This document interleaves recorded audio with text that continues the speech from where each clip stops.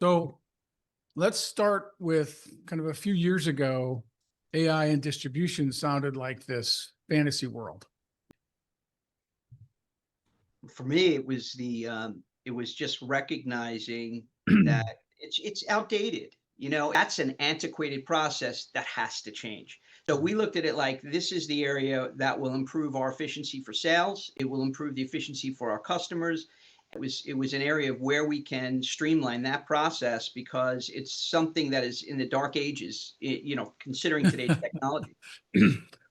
There's feedback there that we're not going to come up with, that they come up with, and there's, if we don't involve them, how do we know that there's going to be buy-in? So when they're part of the development and the strategy of creation, they're more adhere to the process. One of the things that we're doing, whether it's on our managers meetings or, once a month, or, providing an e-commerce update or new functionality, or if there's something that we're in beta testing, we want to make sure whether it's a subcommittee or it's something that we think is going to help with the shipping and receiving department, we get those subject matter experts in there, right? Involving the key stakeholders is super important. But what it's really going to mean in the next 18 months to 2 years is when these agents start entering the marketplace, when these digital AI agents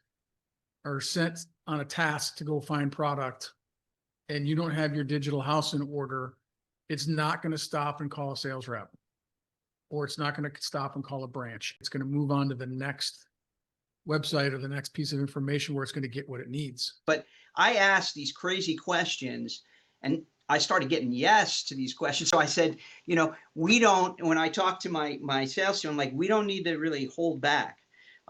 You can go to Mars if you want. Just ask, lay out the problem, ask if there's a solution that can be found. And you'd be surprised with technology today as to the many ways that we can kind of attack that. This is what we want to do. And we find that the vendors out there are really racing to software with these different solution providers to work with you and build unique needs for what you have, because they're learning just like us on how this technology is going to really help future companies. So now's a really good time with this whole learning curve and everybody trying to be ahead of or in front of their competition to really start working with these different software companies and just to lay out your problems and ask them for unique solutions. And I think they'll be more flexible now to do it.